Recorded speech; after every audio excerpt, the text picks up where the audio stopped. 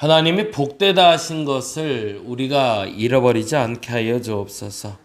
하나님이 복 주시고자 우리를 약속하시고 우리에게 허락하신 것들을 놓치지 않게 하여 주옵소서. 우리의 어리석음이 그것을 놓쳐버릴 수 있고 우리의 게으름이 그것을 놓쳐버릴 수 있는데 우리에게 지혜를 허락하여 주시고 최선을 허락하여 주시고 지속할 수 있는 열심도 허락하여 주옵소서. 때때로 몸이, 때때로 마음이, 때때로는 상황이, 때때로는 다른 사람의 말이 그 모든 것들에 담이 될 수 있는데 하나님 이겨낼 수 있도록 넘어설 수 있도록 하나님 내게 힘이 되어 주시옵소서. 오늘도 그렇게 그리고 이번 한 주도 그렇게 그 담을 넘어보고 무너뜨리고자 합니다. 당신의 나라에 당신의 복에 이룰 수 있는 길이 한 걸음씩 한 걸음씩 더 가까워지게 하여 주시고 그래서 하나님 보시기에 참 잘 살았다 라고 말을 들을 수 있는 우리 되게 하여 주시옵소서. 감사합니다. 고마우신 예수님 이름으로 기도드렸습니다. 아멘. 아멘. 오늘은 마태복음 5장 7절에서 12절인데 1절에서 12절까지 다시 한번 읽도록 합니다. 신앙생활 얘기할 거고요. 마태복음 5장 1절에서 12절입니다. 마태복음 5장 1절에서 12절까지 우리 같이 한 목소리로 천천히 읽도록 하겠습니다. 예수께서 무리를 보시고 산에 올라가 앉으시니 제자들이 나아온지라 입을 열어 가르쳐 이르시되 심령이 가난한 자는 복이 있나니 천국이 그들의 것이며 애통하는 자는 복이 있나니 그들이 위로를 받을 것이며 온유한 자는 복이 있나니 그들이 땅을 기업으로 받을 것이며 의에 줄이고 목마른 자는 복이 있나니 그들이 배부를 것이며 긍휼히 여기는 자는 복이 있나니 그들이 긍휼히 여김을 받을 것이며 마음이 청결한 자 복이 있나니 하나님을 볼 것이며 화평하게 하는 자는 복이 있나니 그들이 하나님의 아들이라 일컬음을 받을 것이며 의를 위하여 박해를 받는 자는 복이 있나니 천국이 그들의 것임이라. 나로 말미암아 너희를 욕하고 박해하고 거짓으로 너희를 거슬려 모든 악한 말을 할 때에는 너희에게 복이 있나니 기뻐하고 즐거워하라. 하늘에서 너희의 상이 큼이라. 너희 전에 있던 선지자들도 이같이 박해하였느니라. 아멘. 팔복에 대한 말씀인데요. 그 중에 중요한 단어 먼저 동그라미를 좀 쳐놓고 가죠. 가장 중요한 단어는 복이라는 단어겠죠. 그래서 동그라미, 세모, 별표 이렇게 한번 쫓아가 봅니다. 3절에 보니 심령이 가난한 자는 복이 있나니 거기 동그라미. 애통하는 자는 복이 있나니 복에 동그라미. 온유한 자는 복이 있나니 동그라미. 의에 줄이고 목마른 자는 복 동그라미. 긍휼히 여긴 자는 복 동그라미. 마음이 청결한 자는 복 동그라미. 화평하는 자는 복 동그라미. 의를 위하여 박해를 받는 자는 복 동그라미. 마지막 동그라미 어디 있을까요? 11절에 있죠. 모든 악한 말을 할 때에는 너희에게 복 거기다 동그라미. 복이 있다라는 표현을 하시면서 그 복이라는 단어가 무엇인지를 설명하고자 하는 게 목적이죠. 그러면 여기서 말하는 복이 뭘까가 중요하겠죠. 이 복은 지난주에도 말씀드린 것처럼 우리가 생각하는 복과는 좀 다르다라고 그랬죠. 우리의 문제가 해결되고 또 우리가 부유해지고 건강해지고 때론 내가 갖고 싶은 것을 갖게 되는 것이 복이 아니라 여기서 말하는 복은 예수님의 성품으로 변화되는 것을 말합니다. 그렇게 정의해 놓자고요. 이제 팔복이다라고 얘기하면 팔복은 우리가 그 팔복을 누린다, 팔복을 가졌다, 복이 있다라고 말할 때 그 복은 예수님의 성품을 갖게 되었다라고 여러분이 정의할 수 있기를 간절히 바랍니다. 그리고 그렇게 인정할 때 우리는 진짜 복 있는 사람이 된다라는 거죠. 그러면 예수님의 성품이라는 게 뭘까? 이렇게 표현하고 있죠. 다시 한번 보죠. 심령이 가난해지는 거죠. 그렇죠? 그리고 애통하는 거죠. 온유한 거죠. 의에 줄이고 목마른 거죠. 긍휼히 여기는 거죠. 마음이 청결한 거죠. 화평하게 하는 자죠. 의를 위하여 박해를 받는 자죠. 모든 악한 말을 들을 때 누구를 통해서 예수님 믿다가 모든 악한 말을 들을 때 복이 있대요. 예수님의 성품이 그런 성품이시래요. 그래서 우리가 그 성품을 갖는 게 복이라는 겁니다. 심령이 가난해진 게 복이랍니다. 그리고 애통하는 게 복이랍니다. 그러면 온유한 자가 복이다, 의에 줄이고 목마른 자 알겠는데 심령이 가난한 게 복이라는 것과 애통하는 게 복이라는 말은 무슨 말일까요? 그것을 인정하는 자가 복이 있다는 거예요. 안타깝지만 사람들이 아까 말한 대로 기도 때 말씀드린 것처럼 우리가 복을 누리지 못하고 하나님이 주시는 그 은혜를 누리지 못하는 이유가 있어요. 우리가 어리석어서 그래요. 근데 그 어리석음은 뭐냐면 내 상태를 내가 인정을 안 해요. 아프면 아프다고 해야 돼요. 속상하면 속상하다고 해야지 알아요. 속상한데 그거 안 알아준다고 억울해할 필요 없어요. 내가 말 안 하면 몰라요. 죄송하지만 대부분의 사람은 몰라요. 솔직히 말하자면 내가 힘들다고 말하지 않으면 사람들이 내가 힘든 거 몰라요. 내가 억울하다고 말하지 않으면 남들이 잘 몰라요. 물론 우리에게 그런 경우들도 있어요. 내가 억울하고 속상해라고 말할 때 누군가에게 꾸지람 들을 수도 있어요. 불편한 마음이 들 수도 있어요. 어저께 우리 큰애한테 한 밤 10시쯤에 제가 화를 버럭 냈어요. 왜 화를 냈냐면 이놈이 감기가 걸렸는데 한 3주째 한 새벽 3시까지 기침을 해요. 잠을 계속 제가 못 자요. 그럼 내가 화난 건 뭘까요? 잠을 못 자서 화나는 걸까요? 근데 이놈이 아프다는 얘기를 안 해요. 아빠 아픈데 너무 힘든데 그 얘기 좀 해줬으면 좋겠는데 이놈이 이제 컸나 봐요. 자기 혼자 이겨내려고 애를 써요.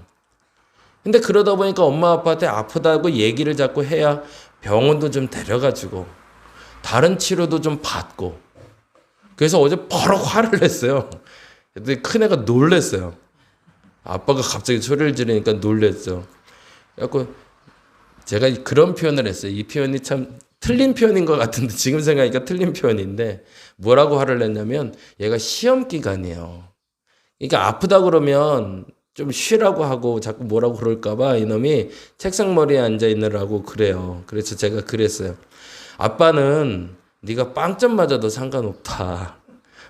오늘 푹 자서 시험 문제 하나도 몰라서 남들보다 성적 안 나와도 상관없다.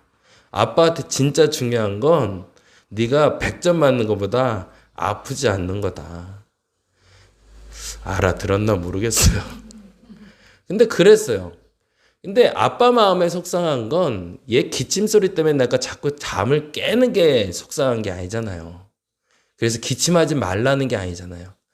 아빠 내가 밤을 못 잘 정도로 아픈데 이거 어떡하지? 라고 엄살 좀 부려달라는 얘기잖아요. 새벽에 그 기침 소리를 들으면서 제가 모르겠어요? 아픈 거 알죠. 근데 속상한 건 내가 아는 척 하기 전에 아들이 나에게 아는 척 해주기를 원하는 거죠. 우리 하나님이 그렇단 말이에요. 복 주고 싶으세요. 근데 인정을 안 하는 거예요. 가난하면 가난하다고 말해야 되는데 그래서 배고프면 배고프다고 말해야 밥을 주는데 바보같이 배고프다고 얘기를 안 해요. 가난하면 돈 좀 달라고 얘기를 해야 되는데 그걸 안 한다는 얘기예요.